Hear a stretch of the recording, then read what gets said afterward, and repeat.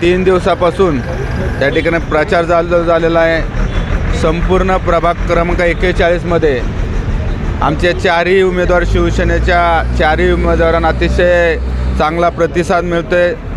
मतदारांच्या चेहऱ्यावर एक आनंद आहे, कारण आमचे चारही उमेदवार अतिशय चांगले काम करणारे उमेदवार आहे।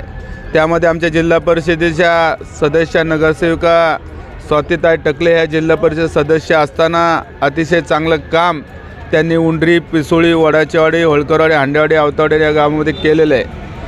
करोडोची कामं त्या ठिकाणी त्यांनी रस्ते, अनेक कामं त्या भागामध्ये मार्गी लावलेले आहे। मच्छिंद्र दगडे सरपंच असताना, आत्ता नगरसेवक असताना अनेक कामं पिसोळीमध्ये मार्गी लावलेले आहे। सारिकाताई पवार सारिक चांगल्या काम करणाऱ्या, सामाजिक काम करणाऱ्या एक चांगल्या पक्षाचे आमचे उमेदवार आहे।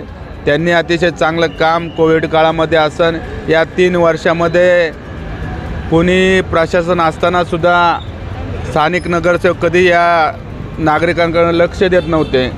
3 वर्ष कधी फिरकले बी नाही आणि निवडणूक आल्या आता लोकांच्या दारी फिरतात।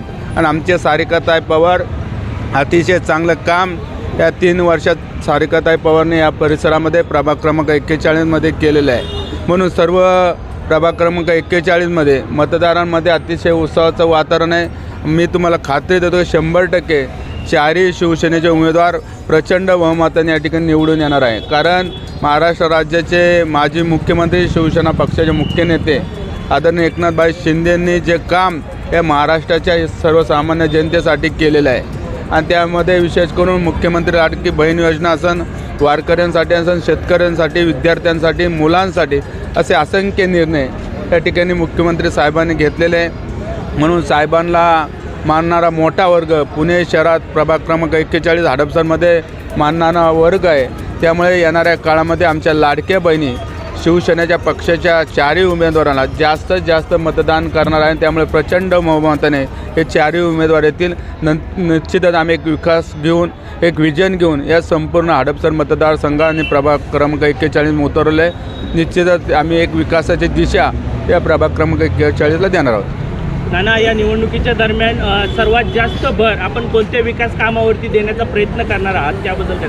प्रचंड प्रमाणामध्ये या प्रभाग क्रमांक 41 मध्ये हजारो कोटीहून अधिक विकास कामं करण्यात आलेली आहे। या 3 वर्षामध्ये प्रशासन असतानासुद्धा माननीय माजी मुख्यमंत्री एकनाथभाई शिंदे यांच्या नेतृत्वाखाली मी असन, सारिकाताई पवार असन, स्वातीताई टकले असन, मच्छिंद्र दगडे असन आणि अनेक विकास कामं त्या भागामध्ये मार्गी लावलेले आहे। इथले DP रस्ते असतील, त्याचबरोबर स्वर्गीय गोपीनाथ मुंडे उद्यान असन, धर्मवीर आनंदिके साहेबांच्या नावाने कॅथलॅब असन, त्याचबरोबर हॉस्पिटल असन, गार्डन असन, जलतरण तलाव असन, त्याचबरोबर बॅडमिंटन हॉल असन, स्केटिंग ग्राउंड असन, सर्व DP रस्ते हे सर्व कामं आत्ताच्या 3 वर्षाच्या कालावधीमध्ये पूर्ण झालेले आहे। तेच विकासाचा अजेंडा घेऊन नव्याने समाविष्ट झालेल्या गावांमध्ये अशाच प्रकारचा विकास त्या भागांमध्ये करायचा आहे। लोकांमध्ये विश्वास आहे की हे शिवसेना पक्षाचे सर्व मंडळी त्यांच्यामध्ये इच्छाशक्ती आहे की काम करण्याची इच्छाशक्ती आहे। अजून तुमच्या चॅनलच्या माध्यमातून एक सांगायचं आहे की हा सय्यदनगर परिसर 2007 ते 2012पर्यंत माझ्याकडे होता। कुणीतरी या ठिकाणी क्लिप फिरवतं आहे, त्यांना माहिती बी नाही की हा सय्यदनगर माझ्याकडे होता। जे नगरसेवक होते त्यांनी काहीच कामं केली नाही। मी ज्यावेळी 2007 ते 2012-14पर्यंत असताना त्या सय्यदनगर परिसरामध्ये आपल्याला माहिती नसेल की ज्यावेळी हे अंतर्गत गल्ले होते, चिखला एवढं पाय इथल्या नागरिकांना जायचं, तिथले रस्ते बनवले, ड्रेनेज बनवले, स्टॉर्म वॉटरच्या लाईन टाकल्या, पिण्याच्या पाण्याच्या लाईन टाकल्या, पिण्याचे पाणी आणलं। विशेष करून आमच्या सय्यदनगरमधील बांधवांची जो ज्वलंत प्रश्न होता म्हणजे 14 नंबर गल्लीतला, जो अनेक वर्षापासूनचे लोक या ठिकाणी प्रस्थापित होते परंतु त्यांना करता आला नाही। मी ज्यावेळेस 2007ला निवडून आलो त्यावेळेस 14 नंबर गल्लीतली पहिले दफनभूमीचं काम करणारा शिवसेनेचा नगरसेवक होता आणि त्यानंतर मी माझ्याकडे हा भाग नसल्यामुळे ह्या भागामध्ये कोण नगरसेवक होतं, त्यांनी काय काम केलं हे पहिलं बघितलं पाहिजे। लोक क्लिपा फिरवतात, कोणाला तरी बोलायला लावतात, पण त्यांना एवढं बी माहीत नव्हतं की हा भाग माझ्याकडे आहे।